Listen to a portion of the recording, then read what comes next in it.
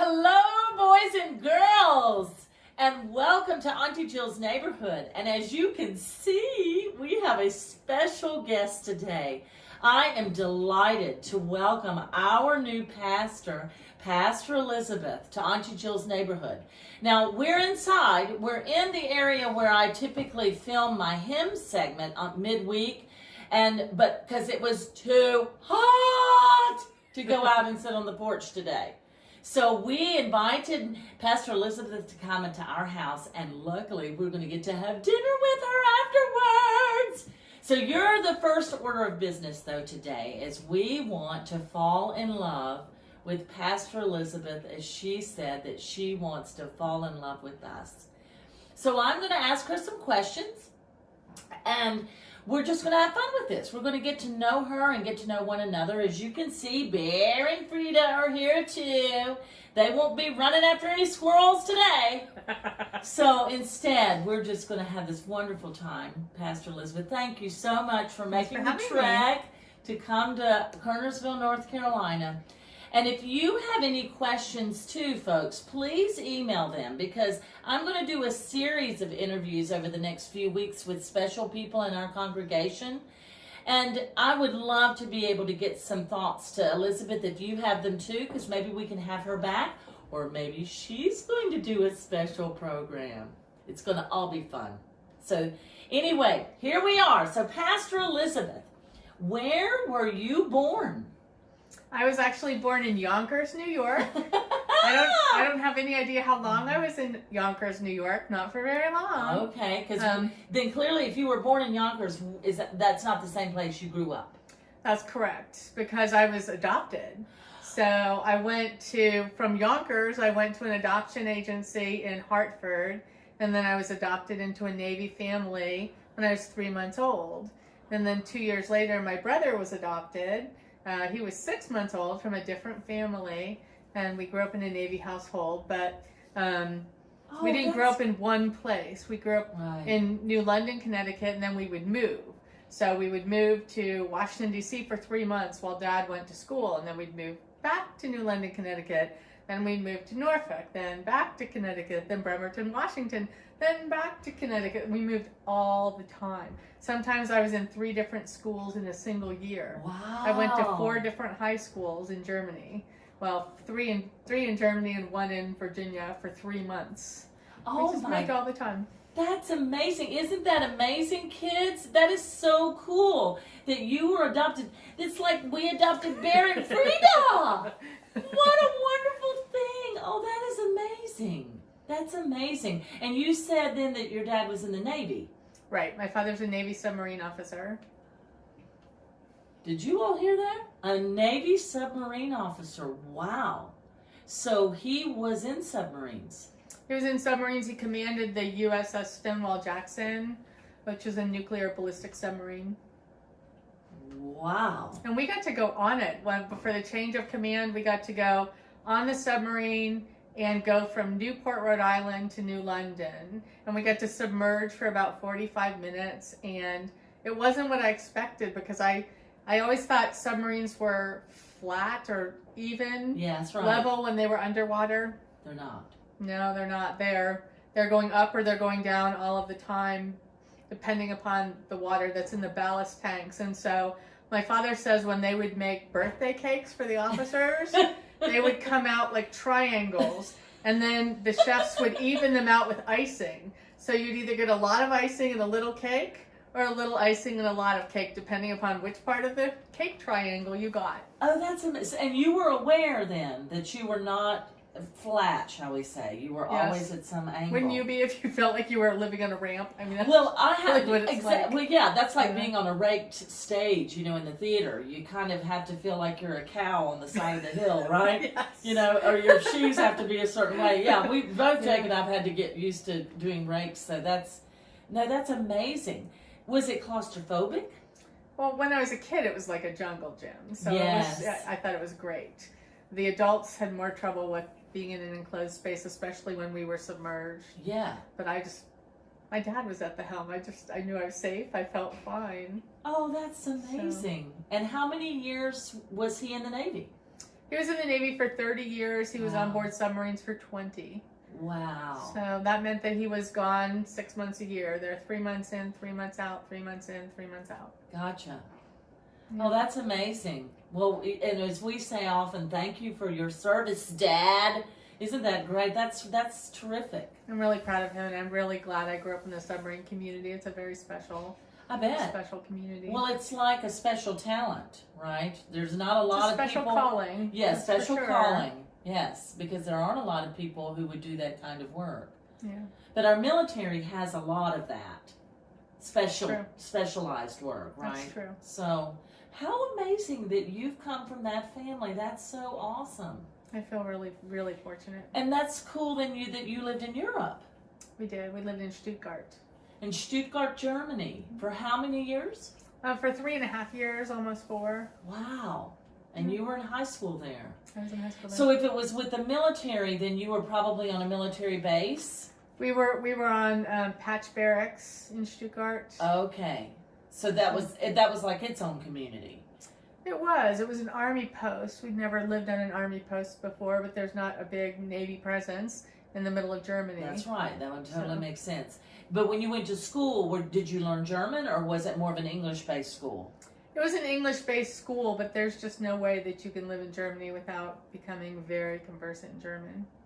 That's amazing. That's so cool, kids, because my husband, Jake, was the principal baritone at Opera Cologne for almost a Wow. decade. This was right before I met him, when he came, as we refer to it, coming home across the pond, right? So that's so great that you and Jake share that history of spending that time in Germany.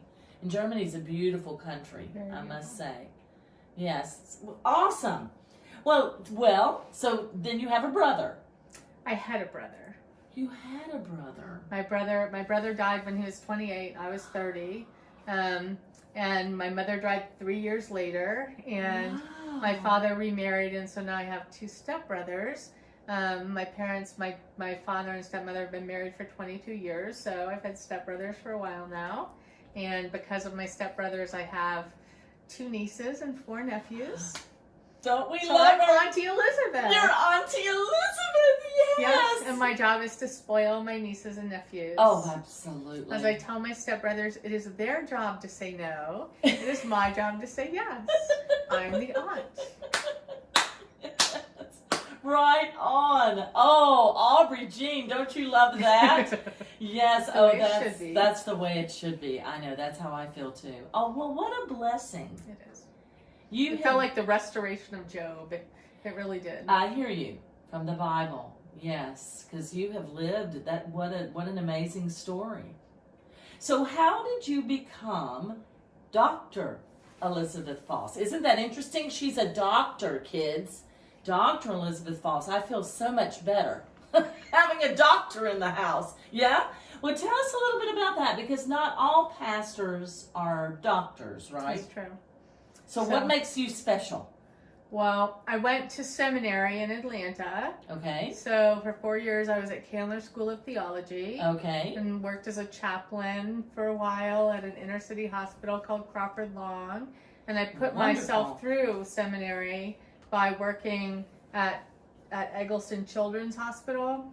Wow. And then after I was ordained and in my second appointment, I started my doctoral studies at Wesley Theological Seminary. So I was pastoring and going to school at the same time. Wow. But a lot of children don't understand that sometimes doctors, that's an academic title. Yes. And my niece and nephew are 2 of them who did not understand that, and they wanted to know if it bothered me to be looking at naked people all day long. And I had to explain that I don't do that. That's more of a physician. That's a different kind of doctor. That's right. That's exactly right. Well, that's good. We'll never have to be naked with Pastor Elizabeth. That is Isn't that absolutely great? correct. I went to school, and that's an academic title. That's wonderful. Oh, we love that. She's very smart. We love that. That's awesome. And so you did. That's amazing too. Then that you pastored while you were going to school. Yeah, because that's hard. When I was doing my master's degree, I worked 3 jobs in Wow. order to do my master's because I didn't want to go into student debt. So that was one of my first church jobs that I had, and then I taught private voice and piano, and then I waitressed at a Greek seafood house in Clemens, North Carolina on the weekends. Wow. So I really empathize with that too, because, and a lot of people have to do that now in order to be able to get their educations. They have to also work. And so that's a huge commitment. That's really amazing. And then clearly too, you have a special love for children. I do. I mean, I really wish I had been able to have children of my own, but Yeah. I didn't get to do that. So, so I love my nieces and nephews, Yeah. and I just think children are God's special people, and I love working with children in the church. And when I go back and visit churches where I've served before, I'm always astonished at how tall they've gotten, and I can kind of mark when I was there by their heights, so that's kind of fun. Oh, that I bet. Isn't that great? Oh, we welcome that. We're so happy that you have a heart for children. And I think there'll be a time too where Miss Pastor Elizabeth and I will all come and see you because she has something special for you too. So this is just the beginning. That's great, isn't it? Oh, yay! Well, let's move along. In your pastoral career, how many churches have you served? Where is Martinsville or First Church in Martinsville in your list? Well, this is the 10th church that I've served, but it's the 7th appointment. Some of the churches I served in groups. So when I was on the Eastern Shore, my very first appointment in ministry, I served 3 little churches, and I would do worship at all three churches every Sunday. One time I was very late for the 2nd and 3rd church service because I got a speeding ticket in between worship services. Oh my gosh. So that was embarrassing, but as soon as I held up the ticket and told me who gave it to me, the whole congregation groaned because they knew this officer well. But that was a really special place to serve on the Eastern Shore of Virginia. Oh, interesting. One of the congregations was on an island. Unfortunately, they built a causeway over to the island 20 years before I got there. Thank you. Because previous pastors had to row to get to church. And that would have been an experience. yes, indeed. And everybody on the island did crabbing for a living. Wow. So that was a very interesting lifestyle. People would go to work at 3 o'clock in the morning, get on the water at 3 o'clock in the morning, and that soft-shelled crabs were what they fished. And then I moved to First United Methodist Church as the associate in Charlottesville, another First United Methodist Church. And then I was in Gordonsville where I had 2 churches. Wow. So 2 appointments, I served multiple churches at once. That's amazing. Yeah. That's a commitment. So have you always been in the Virginia Conference? Yes. Oh, that's very good to know. Oh, that's amazing. That's great. So you have a long history with them. Yeah, that's great. That's pretty cool. So we're her 10th church, kids. Isn't that amazing? That's awesome. Well, then we'll go to a more personal question. Was there a specific time when you gave your heart to Christ, or like many people that I know, has it been more of a life journey or process? How would you base that in your life? Well, I grew up in the church, and because we Me moved too. so frequently, church was a place of stability for me. It was a constant for me. And my father is someone who lives his faith in such a way that I've always been inspired by the way he lives out his faith. Mm-hmm. And it wasn't until I was in seminary that I found out that he had wanted to go to seminary. And his pastor dissuaded him from doing so and said ministry was too difficult, so he became a Navy submariner. Well, now you can know what you can do in your retirement. There you go. So anyway, my father has been a pivotal figure in my faith walk. And growing up in the church was really a wonderful experience, but it really wasn't until I was in college that I experienced my call to ministry. I was I was an economics major at the University of Virginia, and my plan was to work for a multinational corporation like IBM so that I could go back to Germany. That was my goal, was to major in something that would take me back to Germany. Because you loved it there. I loved it there. And in my third year, I came to experience my call with, I can only describe it as diamond point clarity, that every experience that I'd ever had in my life equipped me for ministry, and that was what God wanted me to do. And I never looked back. I mean, in the 32 years I've been in ministry, I've never looked back and pined for IBM. And I do feel like moving has helped me find commonalities with people, and so yes. Oh, that gives me goose, or as they say in Hawaii, chicken skin. I have goose pimples. That's really a beautiful testament. I too, I grew up in the church. I can't imagine my life not being in the church. I was singing in the church when I was 5 years old. And like you, my mom was very pivotal in that too. She is a very deep person of faith, and taught me how to have my own devotional time and made it very special to me. And so interestingly there too, we moved faiths early on in our life, because she had started as a Baptist, and then we went to the Methodist church for a little while too when I was an infant. And then we ended up being in the Moravian church. So by that point, of growth, right, I just always had identified myself as a Moravian. But there would be no Methodist church without the Moravian church. So. That's right, so sister. Thank you. That's right. We're going to do a little quick fist pump there. We'll use hand sanitizer here in a minute. But yeah, that's so true. I mean, I think particularly with people of faith, those that feel this deeply, we feel that connection, right? Yes. Yeah. And like what you were saying too in your work, I think my work, and I've served a lot of denominations in my life too at different times. I kind of come in and then I go out, and I've loved it because it just keeps it fresh.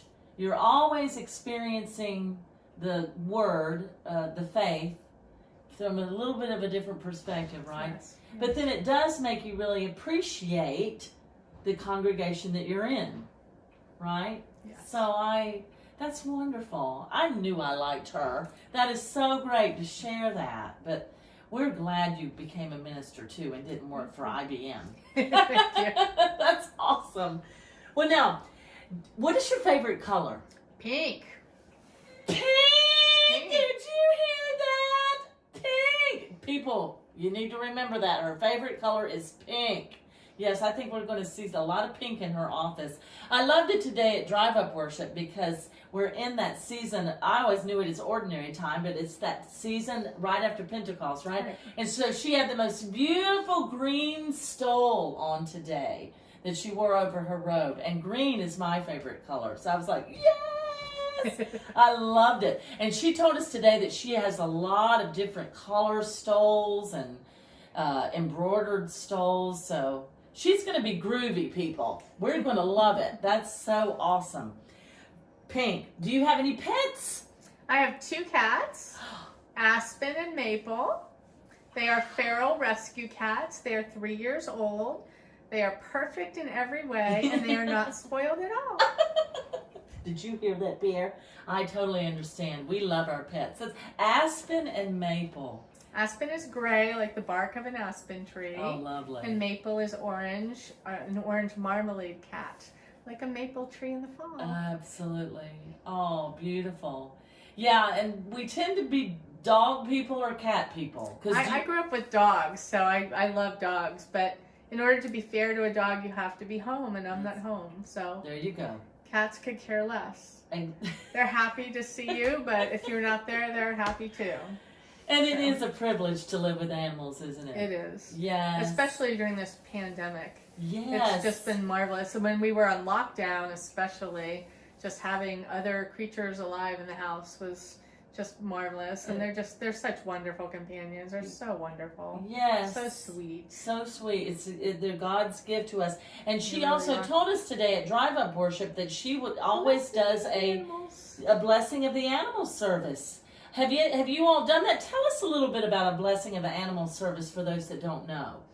Well, a blessing of the animal service includes an opportunity to give thanks to God for animals and their role in our lives, and to read scripture about animals. And then I bless each animal. And for people who don't have pets, or who have allergies and can't have a dog or cat or other animal in their home, I will bless stuffed animals for children and others. So sometimes I will also bless pictures of pets if their pet doesn't travel well. Like my cats do not travel well. Yes. So cats tend not to like to travel. So I will bless a picture. Awesome. And then usually we give a bandana to all the dogs to wear, and a little medal, a little charm for all of the animals who get blessed, and a certificate saying that they've been blessed. And it's just a wonderful time together. I can't wait to do that with you, Barry and Frida. Because you have been a blessing. That's amazing. That's awesome. It's really fun. I've never had to bless an unusual creature. I haven't had to bless a snake. I haven't had to bless an iguana. I would, but I haven't been asked to do so. Have you done guinea pigs? I have not done a guinea pig. I have done a dragon stuffed animal. I have blessed a fire-breathing dragon. That's awesome. Yes, well, who knows? I know our kids have a lot of cool pets too, so that'll be a special service. I've blessed one of those big white birds. What are they called? They sit on your shoulder and talk. Parrots? Loretta had one. Cockatoo. Yes. Cockatoo. Pearl the cockatoo. Oh, Yes, that's beautiful. Oh, yeah. We have a dear friend of ours. She lives out in Arizona, and she has 2 parrots that talk. And I always loved to go there. I would sing to them, and you could see they were processing that, and then like 4 o'clock in the morning, you would hear one of them go, and it was like, hello. Yeah, so birds, because you all know I love birds. Oh, that's... But not squirrels. But not squirrels, that's right. But anyway, we move along. So what is your favorite kind of music? I don't know. I like all sorts of music. I believe that. Yeah. You're and that's wonderful, because I do too. Even though, I'm classically trained and love classical music and have been an opera singer for 20 years, I love all music, because I think music is a gift from God. It really is. Yes, and that piece that you had today at our drive-up worship was so wonderful too, by Jim Hewitt. Yes, who I don't know, so I'm very much looking forward to learn about him. That's excellent. Do you play any musical instruments? No. Interesting. I took piano lessons as a child. I was terrible.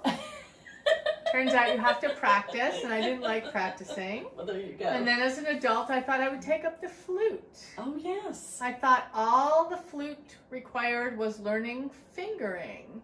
And so I thought that you change key signatures with your fingers, and I'm smart. I thought I could learn the fingering fairly quickly, and that I would be James Galway in a year or 2. Yes. And then I found out, no, you have to change your airstream. Yes. It is impossible. I don't know how anyone plays that instrument. So I did this badly for 2 full years before giving it up. And now I just like to be an appreciative audience for flautists and pianists and others. Well, there you go, because we have a wonderful talent in the Martinsville area, and there was a girl, Sarah Wardle Jones. She now lives up in Roanoke because she works for the education part of the Roanoke Symphony. But Sarah has played flute in our church several times. We love Sarah. It's amazing. Yeah, so you will get to meet Sarah. Good, excellent. And she's beautiful, yes. Do you love to read?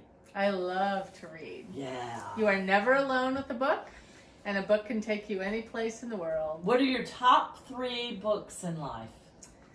Well, the Bible certainly. Yes. And the Bible is not a book you read once. I mean, every time you come back to a story, even if it's a familiar story, there's always a surprise in it. There's always something you haven't seen before, or you look at the story from another person's perspective, another character in the story's perspective. And then you start seeing themes emerging, and you can take those themes, and it helps you, I think, become appreciative of how God is acting in your life. Yes. So so it's inexhaustible source of broadening, learning, inspiration. Let's see. I would have to say, I don't know which book by Henry Nouwen I would pick. Probably Reaching Out. I love Frederick Buechner books. I mean, those have been very, very influential to me. And then I read a lot for pleasure, and I particularly like this one genre of mystery books in which you have a police or inspector person, and then a clergy person, and they work together to solve the mysteries. Oh, so that's amazing. There are actually two authors. One of them is last name Mallier, and the other one is Julia Spencer Fleming, and they both write novels like that. But my best friend is a police officer. Oh, He's been a police officer for more than 40 years. We have never solved a crime together or any kind of mystery together, but he just is a remarkable person, and I am completely awed by what he does for a living. And Yes. I appreciate the way that he interacts with people, and Yes. the way that he really gets people. Yes. And he serves because he really cares about the community Yes. that he serves. He has a real heart for what he does. Yeah. And sometimes I think our jobs are very similar. You know, Yes. he will, if he sends someone to the hospital, I know I'm going to get a call. If somebody gets into trouble, I know I'm going to get a call. And, you know, so he's at point A and I'm at point B, but I There really you go. very often found that our jobs overlapped in some interesting ways. Yeah, and that's so beautiful, because I think that's how our society should be, and working together in that way. And people, I think, like ministers, like police officers, like healthcare workers, like teachers. There's so many people in our society who, like what you were talking about earlier, feel a calling. They really feel like that God wants them to use their time and their talents to serve other people in that way. And it's what a beautiful thing. And that's awesome. I'm gonna have to check out those authors, because I love to read too. So that's great. Well, do you have the final thing? Do you have any hobbies? I love making jewelry. So I've done a lot of different things. I've done needlepoint, I've done drawing, I've done painting, I've done knitting and crocheting, but beading is the one thing that I just cannot let go of. I love to do complicated woven beadwork.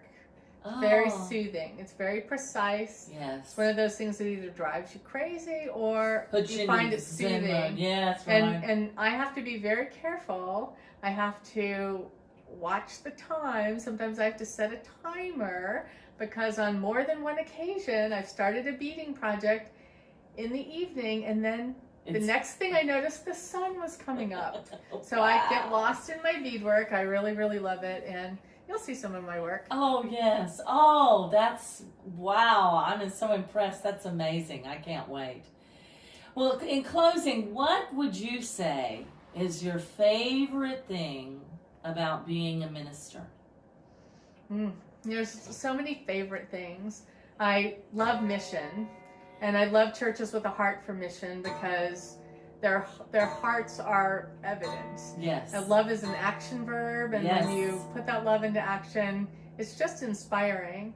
And I just think it's very important for children and youth and adults to be in mission together. Yes. I think it's important for children and youth to know how much of a difference they make. Certainly as much of a difference as the adults in their lives. We're in this together. Yes. So I love mission work. I love being with people at very intimate times of their lives. I mean, I get to be with people right when they're born. I get to be with people when they die. I get to be with people when they get married. I get to be with people at very special times in their lives, and it's an incredible privilege. And it's just very meaningful. Very meaningful to be with people in times like that. I love immersing myself in God's Word. This is a question we probably shouldn't end on, because I could go on for hours No, it's okay. about everything I love about ministry. Yes. I love being in ministry. It is a privilege and an honor and a joy. Yes, and I can feel that. I think even from the first time that I met Pastor Elizabeth, I thought, oh God, thank you so much for sending her to us, because First Church is very mission oriented. You're gonna be right at home. I asked to serve a mission-driven church, and this is the church that came up at the cabinet. Yeah. So you should know that. You should know that you were known as having a heart for mission.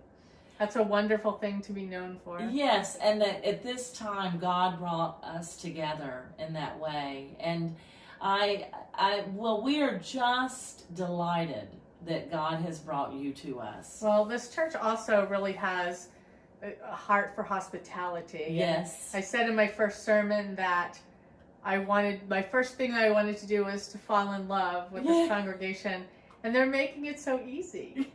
It's happening.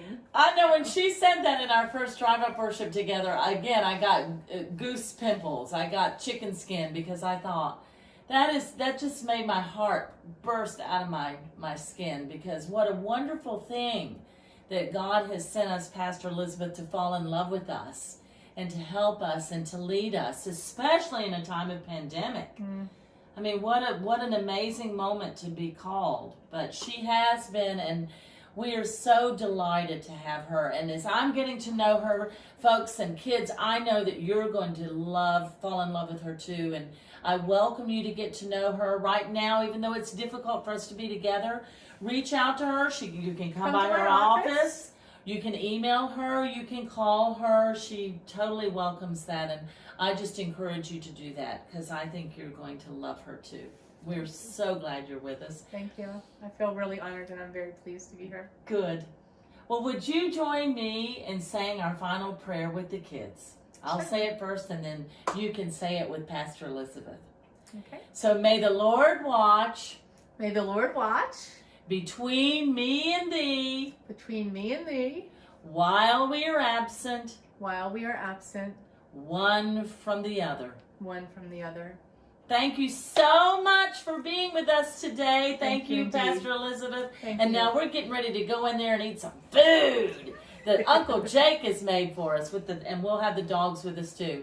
So everyone, love one another, take care of one another, and we'll see you again really soon. Stay safe, be kind. Yeah, absolutely. Know that you're loved. Absolutely. Bye-bye. Bye.